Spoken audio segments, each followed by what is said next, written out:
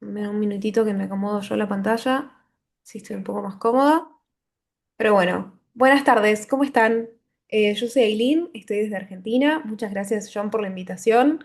Es un placer estar hoy acá con todos ustedes. Son un montón además, lo cual me genera un poquitito de ansiedad. Pero bueno, yo les vengo a hablar de un framework de priorización de Security as a Product Feature en el que estuve trabajando en los últimos meses, que me parece que puede llegar a cambiar un poco la discusión hoy en día que tenemos al momento de crear productos y securizarlos. Así que bueno, si están todos ok, voy a arrancar. Hay una conversación que para mí se repite en casi todas las empresas de software, que donde producto dice necesitamos movernos rápido y seguridad dice necesitamos frenar y revisar. Y la verdad es que en este caso los dos tienen razón, pero el problema es que nosotros no compartimos el mismo lenguaje entre todas las áreas.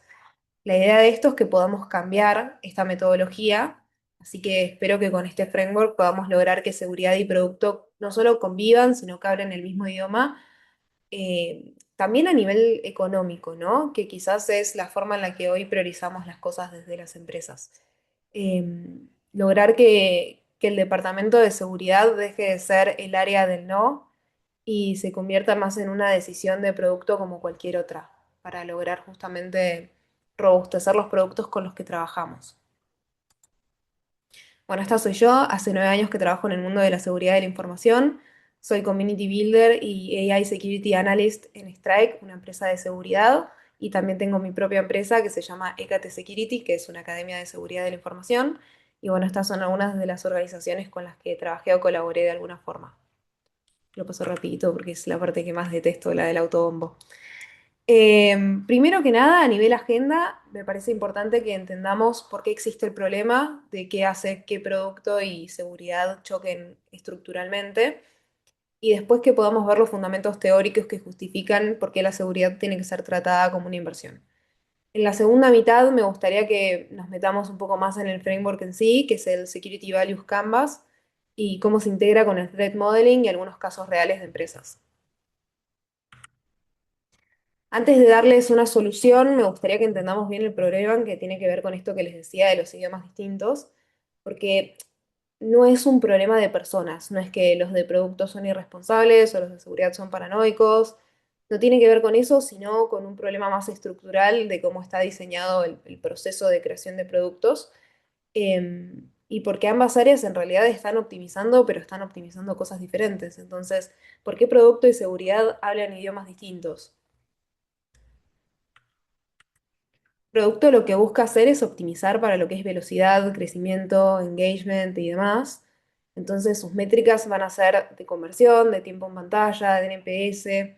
Hoy en día cuando hablamos de producto tenemos muy presente lo que es user centricity, el usuario como en el centro de todo el flujo y de cómo vamos a estar manejando nuestro framework. Entonces justamente tenemos que nos persigue el mercado y demás, las métricas van a tener mucho que ver con las ventas, con el desarrollo del mercado alrededor nuestro. Y seguridad lo que va a tratar de optimizar es la reducción del riesgo y todo lo que es cumplimiento. Entonces, nuestras métricas van a ser vulnerabilidades cerradas, tiempos de remediación, auditorías aprobadas y demás. Entonces, lo que suele suceder es cuando estos dos equipos se sientan a hablar de roadmap, no tienen un lenguaje común, que es lo que venimos charlando, pero tampoco tienen una moneda común.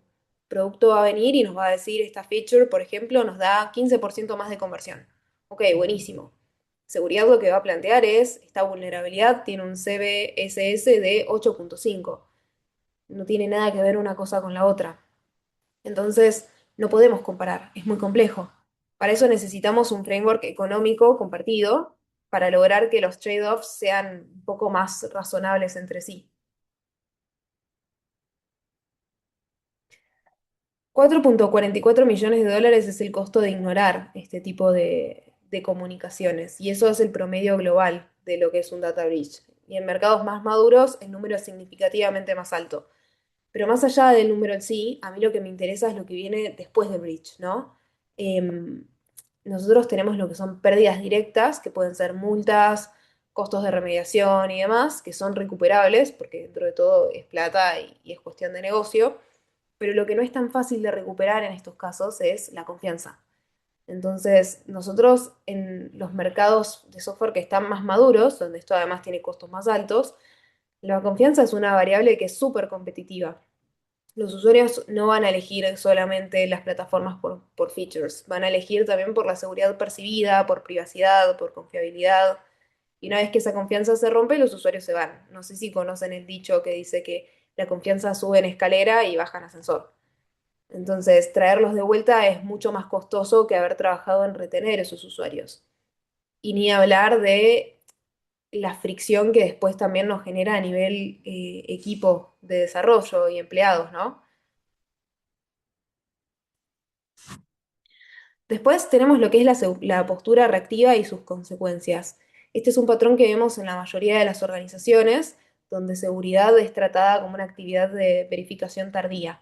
Es algo que se hace al final, antes del deploy, que la verdad es que debería hacerse no al principio, o sea, no al final digo, sino que al principio, en la parte del diseño. Las inversiones en seguridad terminan estando justificadas por miedo o por compliance, pero casi nunca por valor. No se toma en cuenta al momento de diseñar el producto y de pensar cómo le podemos dar valor al usuario. Y eso es lo que nosotros tenemos que tratar de cambiar.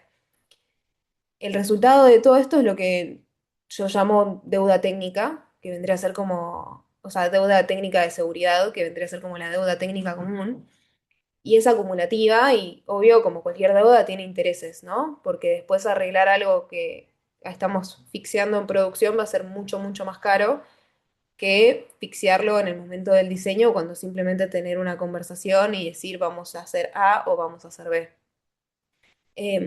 Se imaginarán además que no solo es el costo operativo y financiero, sino la carga que nosotros le terminamos agregando a nuestro equipo de desarrollo cuando venimos y decimos todo esto que hiciste está mal porque es totalmente vulnerable o porque no tiene en cuenta estas necesidades del usuario. Para entender más o menos hacia dónde vamos, necesitamos entender dónde estamos hoy, que vendría a ser lo que es Application Security, que es el modelo tradicional. AppSec, que es Application Security, tiene preocupaciones como remediar vulnerabilidades, asegurar código, fortalecer infraestructura, cumplir con regulaciones. Sabemos que es importante, sabemos que es necesario, pero se lo toma como un checkpoint, como un ítem más en la lista que tenemos al momento de salir a producción. Entonces es un modelo que verifica después de que las decisiones ya fueron tomadas y después hay que ver si hay espacio en el backlog para salir a fixear lo que no está en condiciones de estar en el mercado. AppSec va a operar como una capa de verificación tardía en el ciclo de desarrollo, que es lo que les decía, y lo vamos a ver manifestado como auditorías, pentesting y demás. Esto estructuralmente va a reforzar una dinámica más adversarial entre el equipo de producto, que es el que quiere entregar constantemente, y el de seguridad, que es el que frena para revisar. Pero vuelvo a lo mismo, o sea, esto no es culpa del equipo de producto, no es culpa del equipo de seguridad, es parte del diseño del sistema. Entonces, ¿qué es lo que podemos hacer para tratar de modificar esto y lograr un trabajo en conjunto que tenga más sentido? Bueno, tenemos Product Security, que es una extensión de AppSec, que ahora está bastante de moda. Hace un tiempo creo que no se lo escuchaba por ningún lado, pero ahora he visto que hay grandes empresas que están trabajando con gente en estos roles, lo cual me parece que está buenísimo. Y no es un reemplazo de AppSec, sino que es una extensión. Entonces, la diferencia fundamental va a ser cuándo y cómo entra la seguridad en la conversación, ¿no? Entonces, Product Security va a sumar consideraciones de seguridad directamente en la estrategia de producto y el diseño de las features, teniendo en cuenta algo más como, no tanto como el sistema cumple con los requisitos de seguridad, sino como cómo la seguridad va a contribuir al valor del usuario desde el inicio, cómo podemos entregarle seguridad al usuario desde el inicio del diseño de nuestro servicio. Nosotros tenemos que tener en cuenta que esto tiene un shift organizacional, o sea, este cambio tiene implicaciones organizacionales y Product Security va a requerir de una colaboración más estrecha entre Product Management, Security Engineering, liderazgo ejecutivo y demás. Van a cambiar las métricas, por ejemplo, vamos a dejar de contar en vulnerabilidades y en mean time to remediate y vamos a empezar a hablar de confianza de cliente, retención, acceso al mercado y demás. Y eso es lo que vamos a tratar de construir hoy con este framework.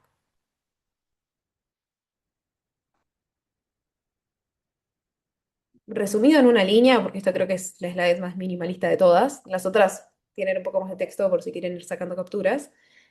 AppSec asegura que el sistema sea defensible, por decirlo de alguna manera. Y Product Security convierte esa capacidad de defensa en un asset competitivo. Entonces, son dos cosas completamente distintas, pero las dos son sumamente importantes.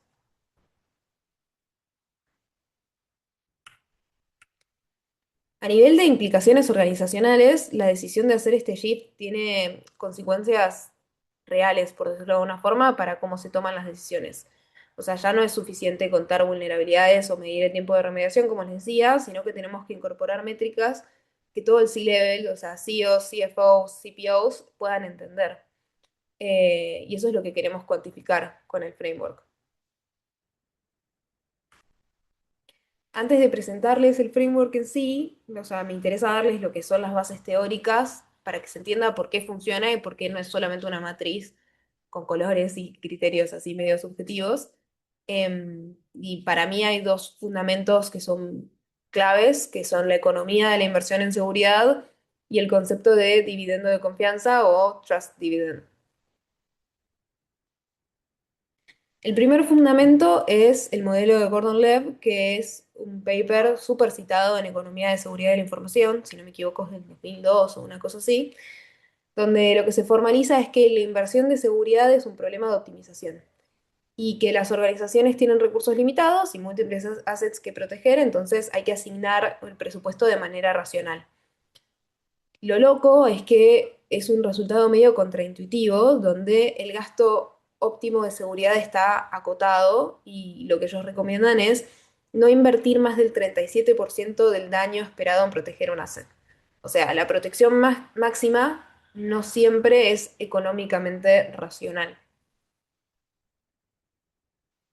Esta es la fórmula del postulado de Gordon Lev, y lo que dice es que el beneficio neto de invertir Z en seguridad es igual a B, que es el valor del asset que nosotros protegemos, multiplicado por la reducción del riesgo que logramos, menos el costo de la inversión en sí. Entonces, esa reducción de riesgo es la diferencia entre P, que es la probabilidad de breach sin protección, y de S de Z y P, que es la probabilidad residual una vez que invertimos. Cuando B de Z es positivo, la inversión tiene sentido y cuando es negativo estamos gastando más de lo que protegemos.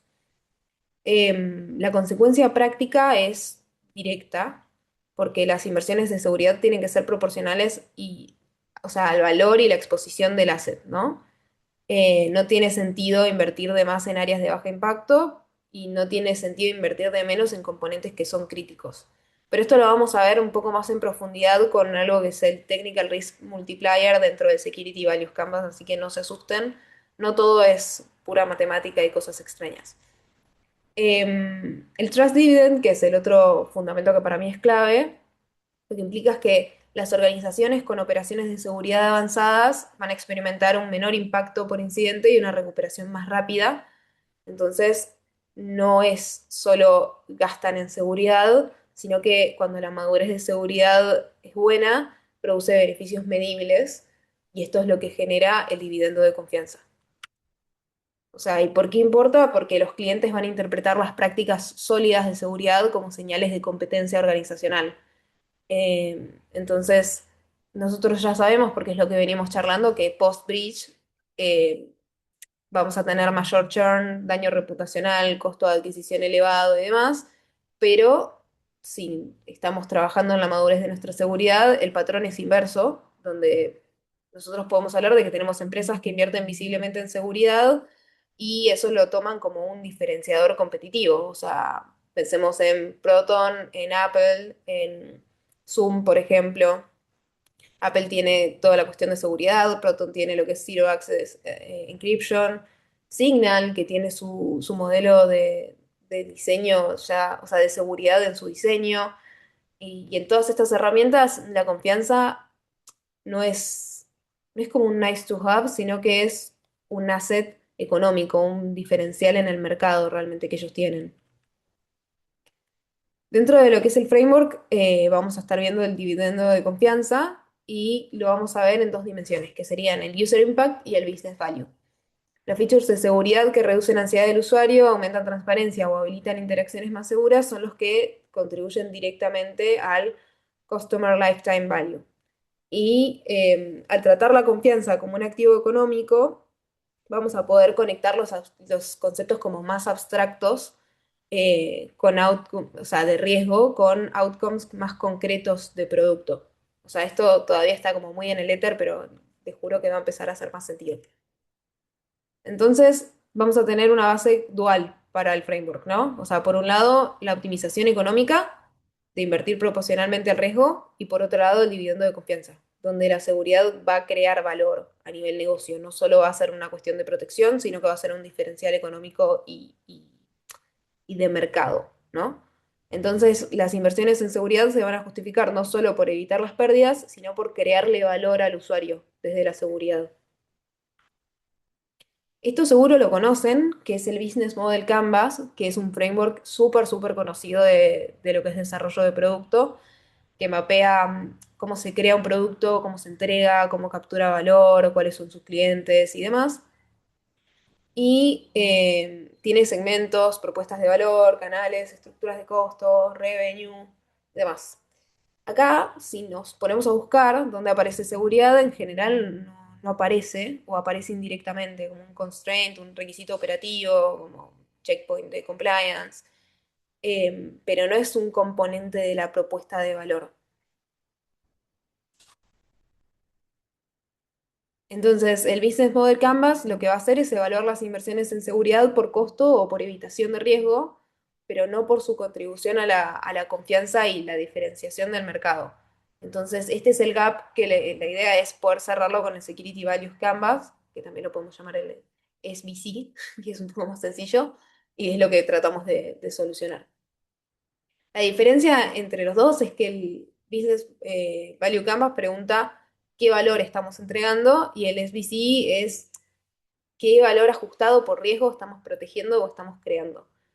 Entonces vamos a poder hablar de un modelo más adversarial y probabilístico, donde asumimos que tenemos actores que son, o sea, inteligentes de alguna forma, intentando atacar el sistema y modelando el impacto. Eso va a cambiar, o sea, la forma en la que nosotros tomamos las decisiones de seguridad. El primer eje que tenemos dentro de Security Values Canvas es el User Impact, que lo que mide es en qué grado una feature de seguridad mejora la experiencia del usuario, reduciendo su carga cognitiva, fricción o inseguridad percibida. O sea, acá volvemos a tener al usuario como eje central eh, de nuestra lógica, ¿no? Lo vamos a estar evaluando con test de usabilidad, con Authentication Success Rates, feedback cualitativo y demás. Y nos vamos a estar cuestionando cosas como si la feature hace que el usuario se sienta más seguro, si reduce los pasos que tiene que hacer, si elimina puntos de fricción. O sea, se me viene primero a la cabeza cuando hablamos de esto los factores de autenticación, que nosotros sabemos que son muy útiles y que están buenísimos, pero, o sea, no los veo porque esto es virtual, pero me gustaría que levante la mano quien escuchó en algún momento a alguien de su familia o uno mismo diciendo este factor de autenticación que no me deja hacer una transferencia o que me está molestando o este programa, esta aplicación que me está pidiendo que actualice mi contraseña. Eso hace que la seguridad genere fricción contra el usuario, pero a su vez nosotros volvemos a lo mismo. No podemos evitar la seguridad, o sea, es lo que nos reúne hoy aquí además, y, y tenemos que lograr convencer al usuario de que un sistema seguro es lo mejor que le podemos dar.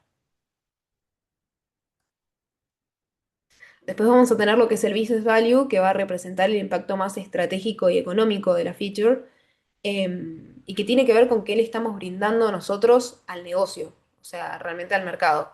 Entonces vamos a tener en cuenta lo que es habilitación de compliance, diferenciación de marca, acceso a nuevos mercados y demás. Y lo vamos a estimar con proyecciones de revenue, ahorros de costos, métricas de retención, por ejemplo, una feature que nos habilita a vender a Enterprise, ¿no? Entonces, tenemos SOC 2. Esa va a ser una feature que va a tener un business value alto, porque nos está apoyando en lo que tiene que ver con mercado, con negocio.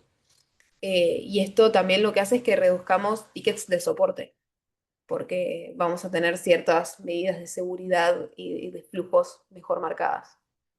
Uy, me fui. El tercer eje que tenemos es el de Technical Risk, que lo que vamos a tratar de hacer es conectar un poco más el mundo de la seguridad con el mundo de producto. Este lo vamos a ver un poco más en profundidad más adelante cuando hablemos de modelado de amenazas. Y lo que planteamos acá es, usando derivados del threat modeling, usando Stride para identificar las amenazas y Dread para escorear la severidad, cómo podemos representar la reducción de riesgo esperada por implementar la feature que nosotros estamos diseñando. Y esto va a actuar como multiplicador en la fórmula de priorización. Así que si el riesgo técnico es existencial, debería elevar cualquier inversión razonable en user impact y business value. O sea, esto es user impact más business value por technical risk. Y el cuarto eje, que es el divisor de todo esto, es implementation cost, que lo que va a hacer es agarrar el esfuerzo de ingeniería y la complejidad de arquitectura, con la carga de mantenimiento y demás, y estimarlo con metodologías ágiles de sizing, más costos operativos específicos de seguridad y demás. Y lo que vamos a hacer es agarrar esto y ponerlo en el denominador, penalizando soluciones ineficientes y favoreciendo las que son eh, más útiles a nivel de costos también. Entonces, nuestro Security ROI Scoring Model va a quedar en, como les decía, User más Business por Technical Risk, todo esto dividido Implementation Cost. Entonces, vamos de nuevo. Tenemos la creación del valor, que es User Impact más Business Value, que lo vamos a sumar. El riesgo técnico va a actuar como un multiplicador, que es lo que vamos a calcular ahora con Stride y Dread, y el costo va a penalizar dividiendo todo. Los tres principios en una sola fórmula serían el valor, que se crea en dos dimensiones, usuario y negocio, y se suman. Una feature que beneficia al usuario y tiene impacto de negocio como más alto, eh, va a ser mejor que una que tiene solo uno de los dos.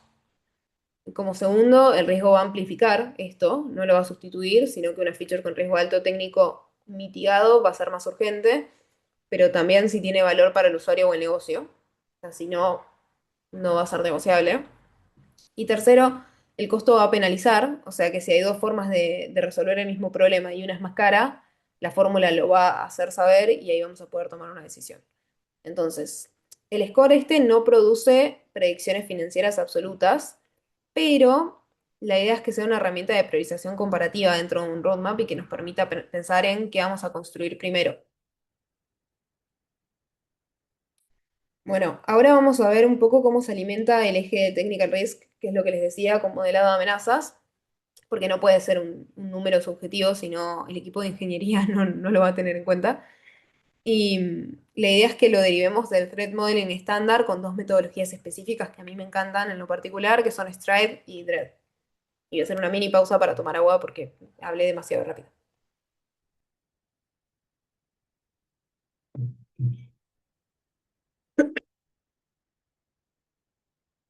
Bueno, primero tenemos Stride, que es una metodología de clasificación de amenazas desarrollada por Microsoft, y el acrónimo va a representar seis categorías. Spoofing, que es suplantación de identidad; tampering, que es modificación de datos; repudiation, que es repudio, o sea, negar acciones; information disclosure, que es la exposición de información; denial of service, que es interrumpir disponibilidad; y elevation of privilege, o sea, escalación de privilegios, que es eso, escalar permisos.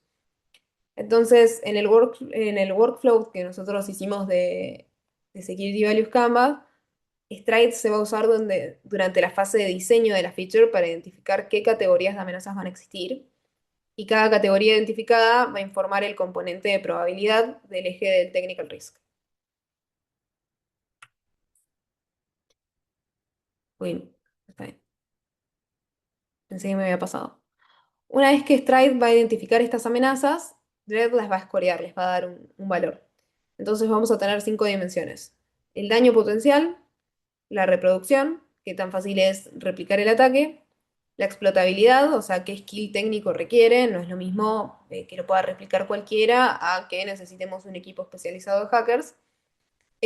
Cuántos usuarios impacta y qué tan fácil es encontrar esta vulnerabilidad. El score agregado de Dread se va a normalizar en la escala del CBC del 0 al 10 de Dread y del 1 al 5 del framework. Entonces, esto se va a convertir en el Technical Risk Multiplier y eso es lo que hace que el SBC sea reproducible. No va a ser tanto un cuánto miedo le tenemos a este riesgo, sino que vamos a lograr que dos equipos distintos tengan el mismo input y lleguen a la misma conclusión, o sea, un score por lo menos similar. Capaz no es exactamente el mismo, pero similar. O sea, podemos tener o un estado de pánico o una oportunidad estratégica con todo esto. La gente tiende a pensar que con un score alto en todo lo que es seguridad tenemos un problema grave, un panic state, pero en el SBC un score alto significa lo opuesto, que sería que tenemos una oportunidad ganadora para fixear esto y hacerlo de forma segura. Entonces, si nosotros tenemos una vulnerabilidad con CVSS de 9.8 crítico, es un estado de pánico y para el roadmap va a ser un costo puro, porque hay que arreglarlo ahora, desplaza otras prioridades, no genera valor y demás. Pero con un security ROI alto, o sea, por ejemplo, mayor a 15, es una oportunidad estratégica, porque podemos desarrollar algo que de base es seguro. Entonces, significa que encontramos una feature que la mitigación de riesgos se intersecta con un valor alto para el usuario y alto en el impacto del negocio con un costo manejable. O sea, eso sería la traducción de un valor 15. Ahora, para que esto deje de estar en el Ether y empiece a tomar forma, podemos hacer un scoring de Product Dimensions, donde podemos hacer un ejercicio completo con passkeys, por ejemplo. Entonces, tenemos una plataforma B2C con autenticación por contraseña y con SMS OTP opcional, y nosotros queremos evaluar si vamos a migrar o no a passkeys. Entonces, en User Impact vamos a tener 5. ¿Por qué 5? Porque las passkeys van a eliminar la fricción de recordar contraseñas, eliminar los password resets y aumentar los rates de success en los logins. Entonces, sobre todo en mobile, porque es muchísimo más práctico. Para el usuario promedio de lo que es B2C, esto es una mejora de experiencia súper, súper grande.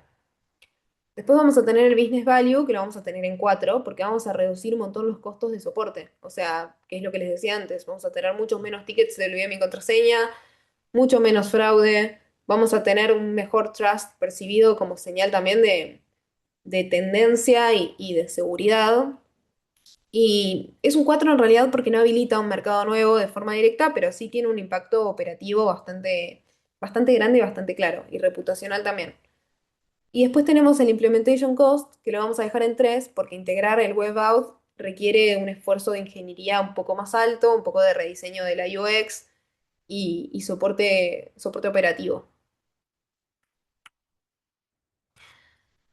Si nosotros usamos con estos números la fórmula del Security ROI, vamos a tener 5 más 4 por 5 dividido 3 nos va a dar 15. Entonces, las passkeys en general van a tener un score alto y los va a tener en el límite superior de la prioridad estratégica.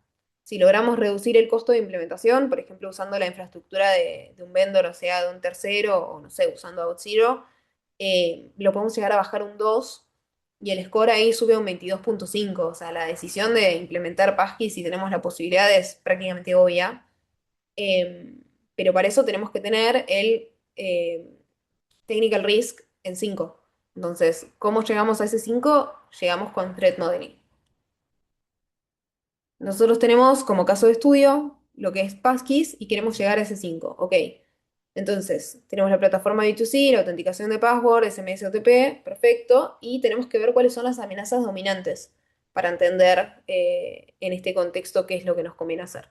Lo que vamos a pensar en este caso es que tenemos credential phishing automatizado y account takeover a escala.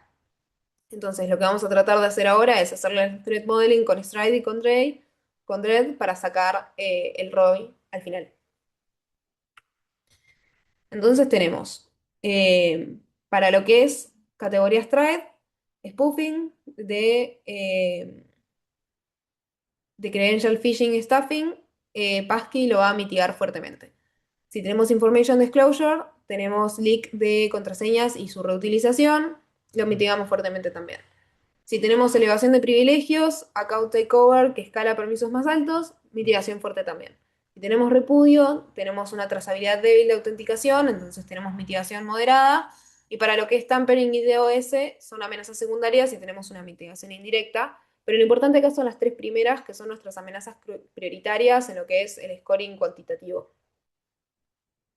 Entonces, en la primera tenemos credential phishing, que es lo más prevalente dentro de lo que es las plataformas B2C, y el mecanismo va a ser simple. O sea, el usuario engañado es engañado para entregar sus credenciales en un sitio falso. Con contraseñas esto va a funcionar perfectamente, pero con passkeys no puede funcionar, porque la clave privada nunca sale del dispositivo y va a estar vinculada criptográficamente al dominio legítimo. Entonces, si el dominio no coincide, la autenticación falla y ya por diseño no podemos caer en esto. Con Credential Stuffing, primero es completamente automatizable y tenemos listas filtradas de otros servicios y demás. Eh, Segundo, los atacantes van a probar masivamente contra cualquier plataforma. Entonces, con contraseñas, la verdad es que la gran mayoría puede funcionar si el usuario reutiliza sus contraseñas, que es lo más normal. O sea, lo mismo, levante la mano quien no conoce a alguien, o por lo menos la mayoría de su entorno que usa la misma contraseña para todo. Eh, pero con Passkeys no existe la contraseña reutilizable para probar. Entonces el ataque ya no tiene más sentido. Y después tenemos lo que es High Impact Account Takeover, que es la menos prevalente de las anteriores, pero el daño individual es máximo en comparación. O sea, tenemos acceso completo a la cuenta, datos personales, posible escalación de privilegios y demás. Es un ataque más dirigido, entonces requiere más trabajo del atacante, pero cuando ocurre el impacto es muchísimo más alto, o sea, es catastrófico para el usuario. Una vez que tenemos esto más o menos claro, pasamos a Dread, donde vamos a cuantificar, y tenemos lo que es reproducción, con 9, que porque hay kits de phishing disponibles y listos para usar, y es súper replicable. Explotabilidad con 8, porque no requiere una habilidad técnica muy alta ponerse a probar contraseñas a mano. Y el daño alto, es de 8, porque tenemos compromiso completo de la cuenta. Entonces, el promedio de Dread, en este caso, para el escenario A, es de 8.0. En el caso de la amenaza B, es el número más alto de los tres. Tenemos reproducción de 10 porque es completamente automatizable con herramientas públicas. Explotabilidad de 9 porque tenemos las listas de credenciales ampliamente disponibles. Y los usuarios afectados son 8 porque podemos hacer ataques a escala. Entonces acá el promedio de Dread va a dar 8.6. Y en el caso de la amenaza C, tenemos el máximo de impacto individual, entonces en daño vamos a tener 9, porque podemos tener fraude financiero y demás, pero la reproducción y los usuarios afectados son 7 y 6, entonces nos va a quedar en 7.2. Ahora si lo normalizamos, vamos a usar esta tabla que más o menos es como dividir por 2 y redondear para arriba, pero es como un puente para poder lograr el scoring de threat modeling que es técnico al scoring de producto, eh, con el trabajo hecho de Stride y Dead.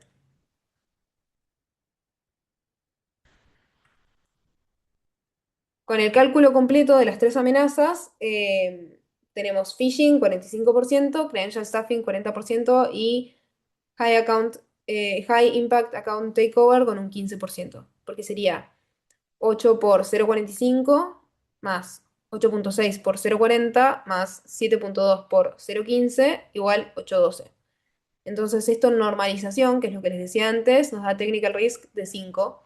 Y con eso ya tenemos todos los inputs para el security ROI. Entonces tenemos technical risk de 5, user impact de 5, business value de 4 y implementation cost de 3, que nos da el score de 15. Entonces, obvio que acá la decisión va a ser priorizar e implementar la famosa passkey. Bueno, nada, para cerrar más o menos el caso, teníamos User Impact con 5 porque vamos a eliminar la fricción y los password resets. Business Value con 4 porque vamos a reducir los costos de soporte, bajar la exposición a fraude y mejorar el trust percibido. Y Implementation Cost en 3 porque la integración de WebAuth es moderada, entonces el score final va a ser de 15 con una categoría de Strategic Efficiency, por decirlo de alguna manera. Entonces, ahora tenemos los 6 casos reales de industria que traje como para charlar. que obvio que son estimaciones que hice. No sé si recuerdan el blockade de MetaMask al momento de hacer transferencias y demás. Es una muy buena feature, tiene un ROI de 15. Apple con sus passkeys tiene un ROI de 15 también, que es lo que veníamos charlando. Apple con App Tracking Transparency, que vieron que es esa notificación que les llega cuando se descargan una aplicación nueva y les piden si traquear o no traquear. Tiene un 12. Es un diferenciador competitivo bastante interesante. Proton, ya sea Mail y demás, con Zero Access tiene un 8. Lo mismo, es a nivel mercado el diferenciador más grande que tienen. Zoom en 2020 tuvo el problema de los accesos a las reuniones y demás y tuvieron que hacer un refactor, entonces tuvieron que cubrir su deuda técnica y nada, lo mismo, súper alto.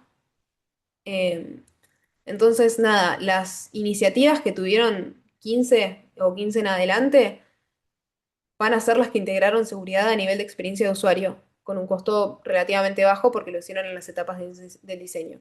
Los que tuvieron scores más bajos, como Zoom, por ejemplo, lo hicieron reactivamente, o sea, lo hicieron en crisis, entonces tienen un score más bajo, es menos interesante la propuesta quizás.